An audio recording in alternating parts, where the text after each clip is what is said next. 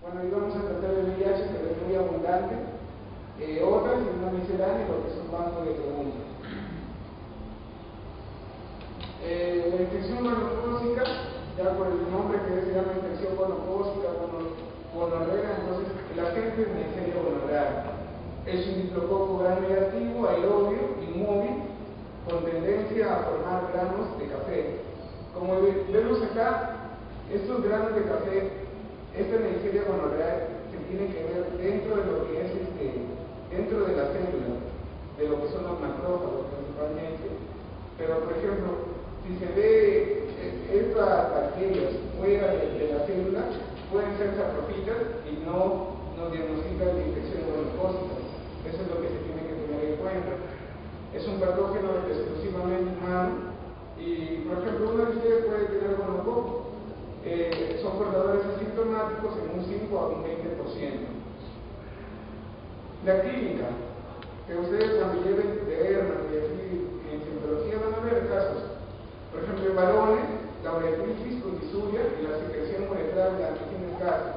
Es muy característica de esta presentación clínica, de preferencia matinal, y se expresa 2 o 5 días después de la exposición. Entonces, si ustedes tienen un paciente que presenta estas características, ya pueden estar sospechando que es exposición al albumido. En mujeres, lo que son la uretritis y cervicitis no complicada, y si progresa pueden llegar a ser más invasivas, como son las endometritis, las artricitis, las enfermedades pélvicas inflamatorias, los accesos anexiales, y también pueden llegar a ser el síndrome de Fitz-Curtis. Si habrán escuchado algo sobre el síndrome de Fitz-Curtis, es por ejemplo que la gonorrea llega a lo que es el hígado y causa adherencias en lo que es entre el diafragma y lo que es el hígado, que forma como unas cuerdas de violín. La infección gonocócica puede llegar a ser diseminada con el embarazo y con la menstruación. La menstruación porque es por un mecanismo ascendente, en el embarazo porque hay disminución de la defensa. También se presenta en pacientes con déficit de factores de complemento de 5 a 9 que tienen mayor riesgo, y también se pueden manifestar de forma generalizada, como son la fiebre, tenosynovitis, poliartralgia, lesiones cutáneas papulares, musculosas, hemorrágicas y característicamente en articulaciones, y de preferencia en pacientes jóvenes que son sexualmente activos. Más tardío se presenta artritis supurativa monoarticular, que excepcionalmente llegan a ser endocarditis, osteomielitis y meningitis. El diagnóstico va a ser la detección de Gram, las Neisseria de localización intracelular es lo que va a ser el diagnóstico, ya que las libres van a ser parte de la flora. En medios recursivos específicos como el Steyr-Martin o la reacción en cadena polimerasa. En infecciones diseminadas, los hemocultivos suelen ser positivos en un 70%.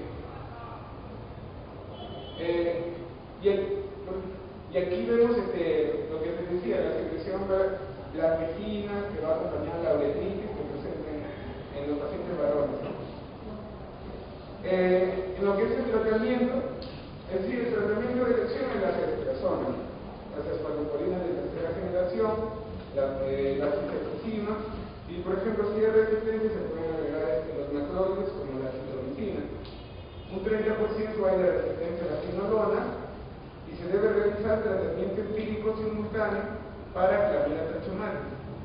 Siempre que sospechemos infección por parte de la Neisseria gonorrhoeae, también van acompañados mutuamente con un dúo con la clamidia.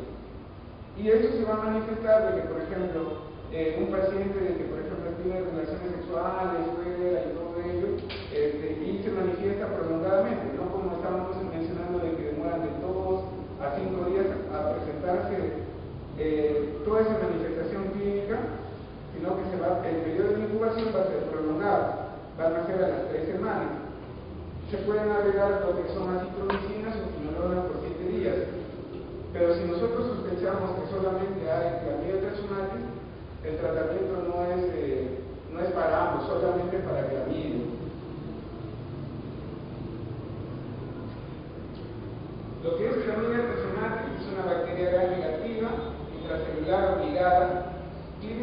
va a producir uretritis en ambos sexos, pero en mujeres puede llegar a ser cervicitis, endometritis, herpes.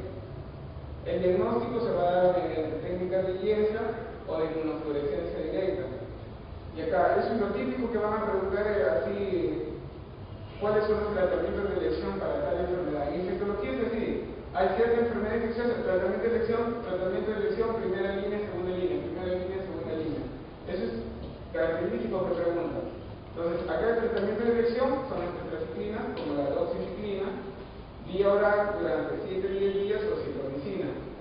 También producen conjuntivitis de inclusión, como la oftálmica neonatal, por ejemplo, en lo que es un recién nacido se le hace lo que se le llama Nicrede, que es un método preventivo que se coloca colirios en el recién nacido para evitar estas conjuntivitis. Los serotipos L1, L2 y L3 van a producir lo que es el linfogranuloma venéreo, enfermedad de Nicolás Sabel.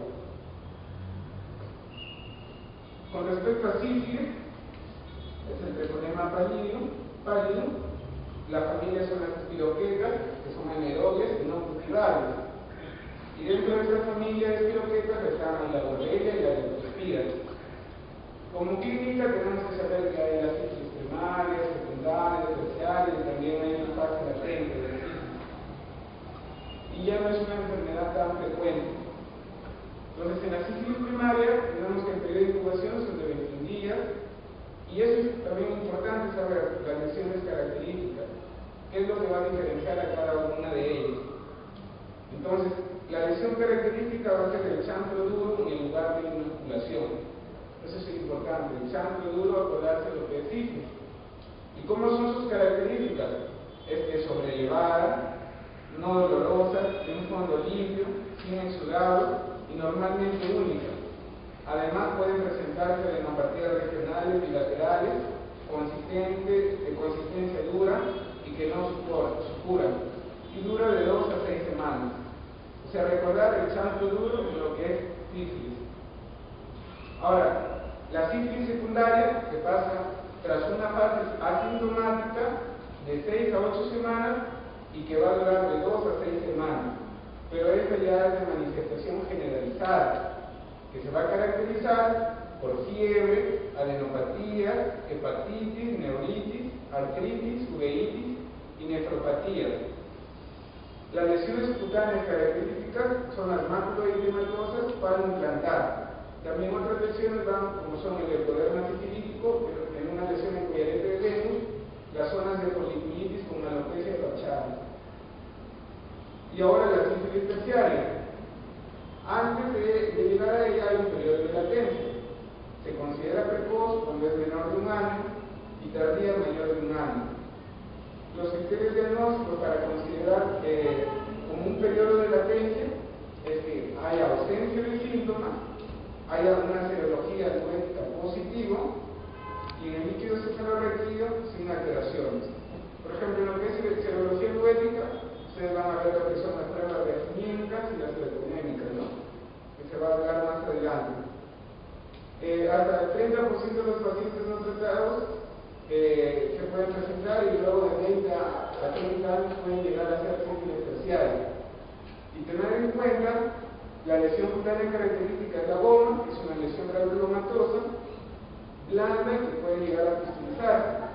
En la sífilis terciaria, lo importante acá saber es que se va a manifestar de 2 formas, lo que es afectación cardiovascular y la afectación neurológica. La afectación cardiovascular es una afectación típica de la aorta ascendente con insuficiencia valvular asociada. También la neurosífilis, como la asintomática, puede presentar de diversas manifestaciones, bien asintomática, como meningitis subaguda o crónica, hasta una ACV. En los cuadros de afectación parenquimal tenemos, por ejemplo, el TAVE dorsal, que es desmineralización de corones posteriores, que se va a manifestar con ataxia, lesiones cutáneas, deformaciones articulares. Después hay la parálisis general progresiva, que hay una degeneración progresiva del sistema nervioso, que conlleva alteraciones psiquiátricas, motoras y vegetativas, como la pupila de Akin-Robinson. Esta pupila de Akin-Robinson es característica de sífilis, pero no patognomónica, porque también lo pueden llegar a presentar pacientes como son diabéticos, como enfermedades autoinmunes. ¿Y cómo vamos a evidenciar esta pupila de Atkins-Robinson? En sí el daño es que no hay un buen mecanismo para que llegue a lo que es el reflejo fotomotor en lo que es el mesencéfalo. Entonces acá va a haber ausencia de reflejo fotomotor, pero la acumulación va a estar normal. Vamos a ver como unas pupilas que no son irregulares, tanto una de ellas, y son pequeñas. El diagnóstico va a ser visualización directa, la inmunofluorescencia directa o microscopía de campo oscuro, ya que no se puede cultivar, y tenemos que tomar de las lesiones más efectivas, como son el chancro duro y el condiloma plano. Y las técnicas serológicas, como les había dicho, la reactinímica y la treponémica. Como para toda prueba, tiene que basarse en lo que es sensibilidad, especificidad, y hay algunas pruebas que, como tienen mayor sensibilidad, son pruebas de screening, o sea que no se llega a lo que es la búsqueda y descartar otras enfermedades. Y lo que son las que son con mayor especificidad en especial, son las de gol estándar, las que nos van a confirmar el diagnóstico. Entonces aquí tenemos la reactinímica, como el BDRL y el RPR. El BDRL, que es las enfermedades de medio, y el RPR son las reacciones reactinímicas plasmáticas, que son muy sensibles, pero poco específicas. Por ello son de screening. Y las treponémicas, que ya son pruebas inmunológicas, como el TPHA, que son hemaglutinación, y el FTA absorción, que son mayor de especificidad, que nos van a confirmar el diagnóstico. ¿Está bien? ¿Avanzo muy rápido? Sí, ¿no? Entonces acá vamos a ver, como vemos aquí en la primera imagen, esta más que todo va a ser una sífilis secundaria, generalizada. Esta no había hablado, es una sífilis congénita, que hay una lesión característica que son los dientes de Hutchinson.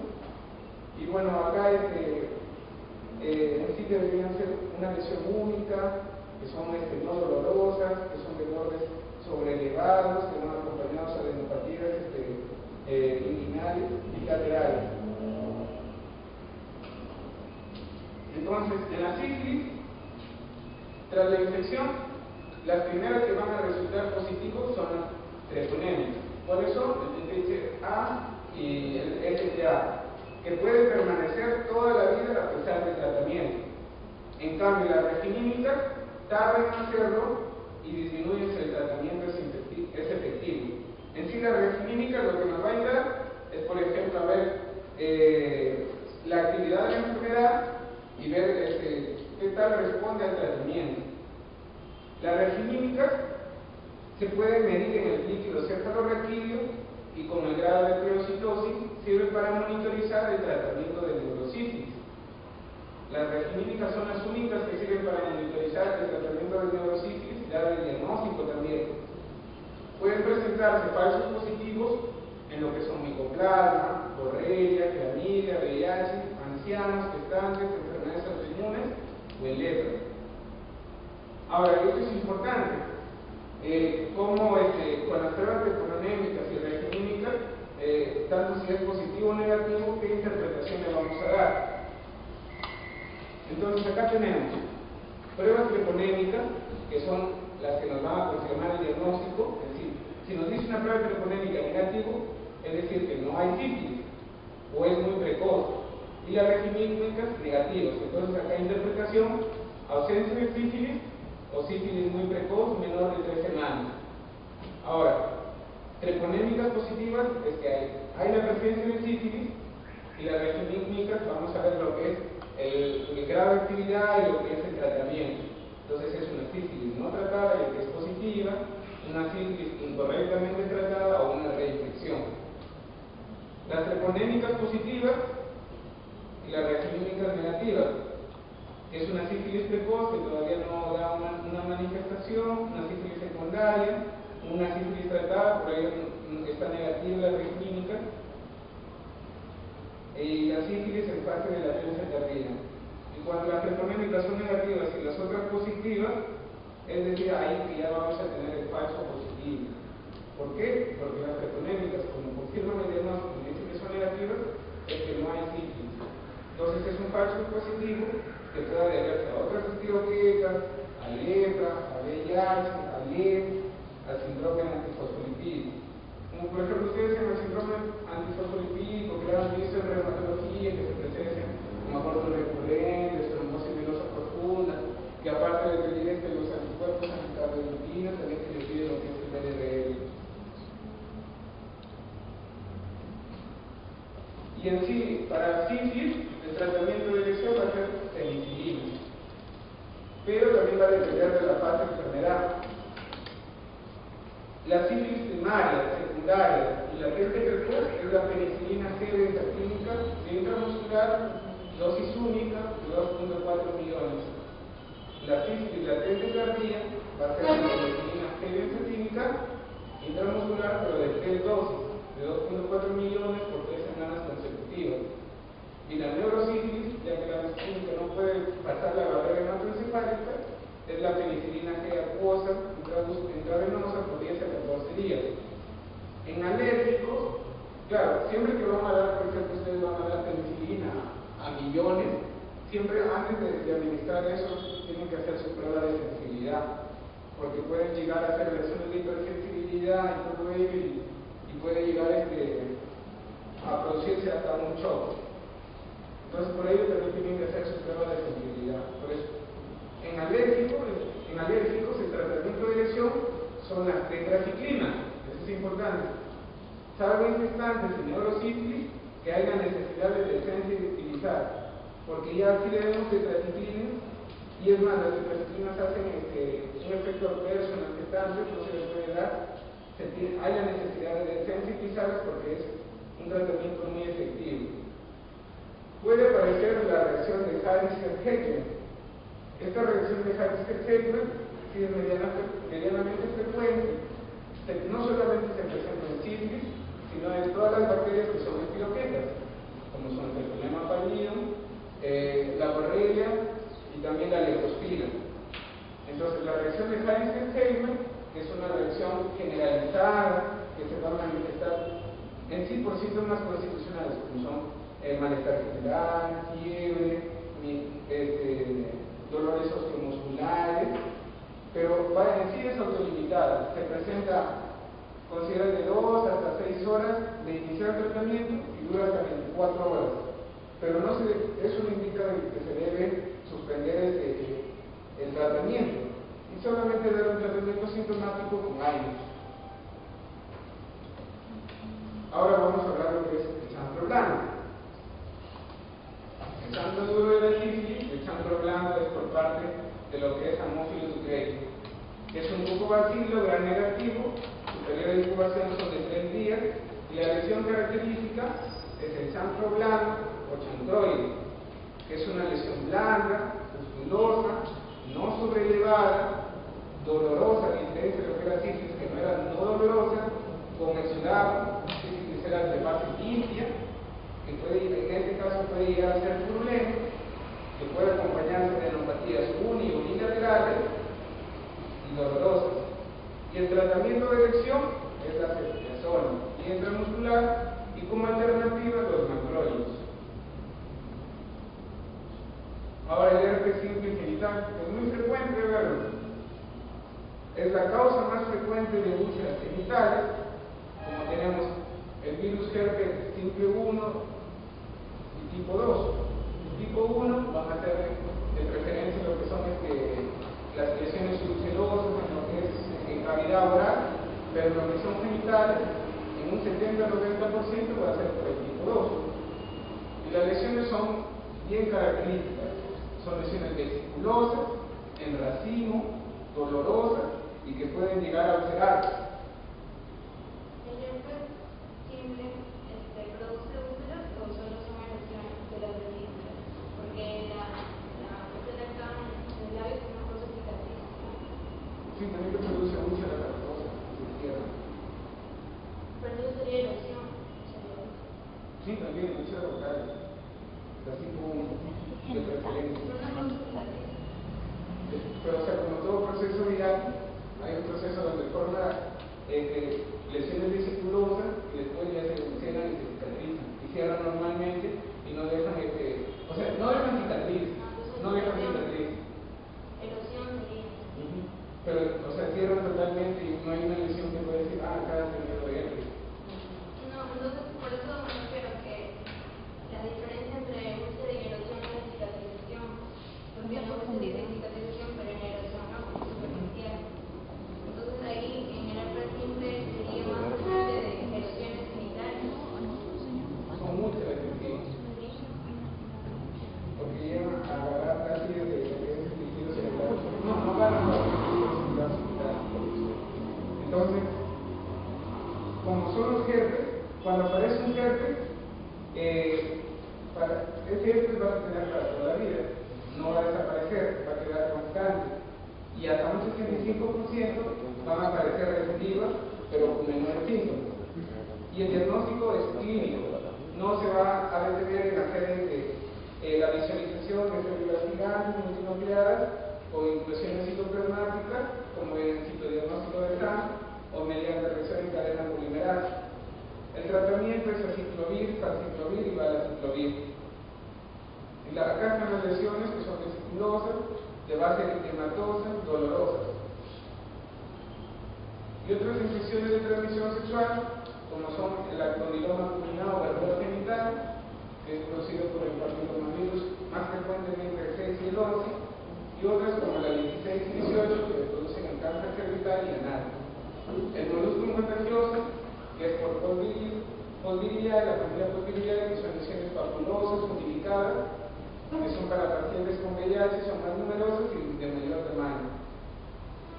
Bueno, esta es una miscelánea, un repaso de lo que ya después se le voy a pasar este diapositivo.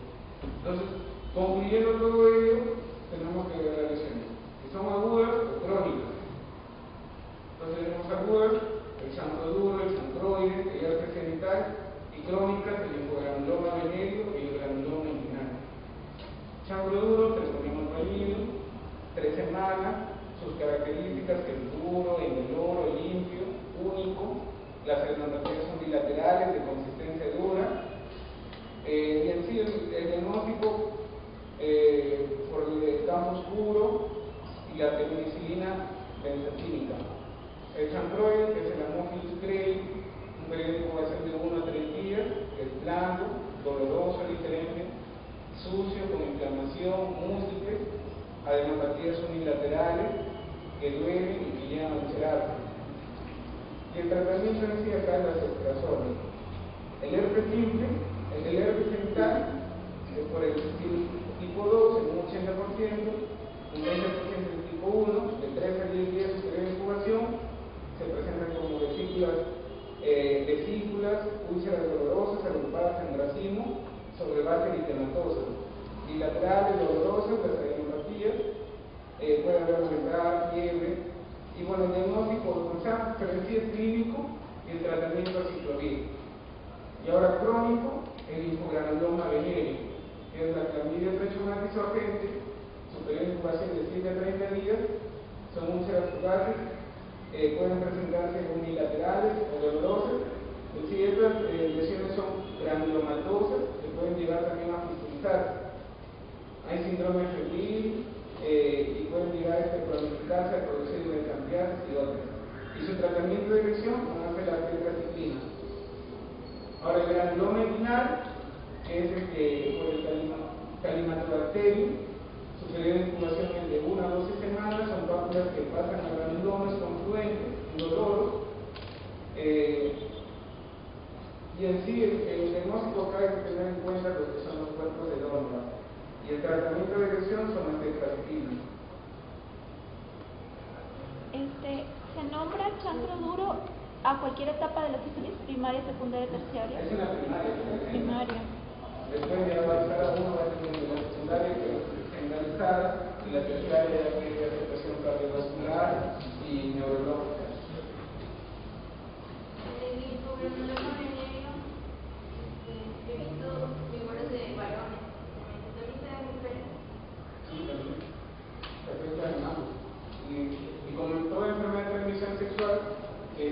es por el contacto sexual. Pero aquí la vía de transmisión por el uso de granuloma venérea es la vía linfática.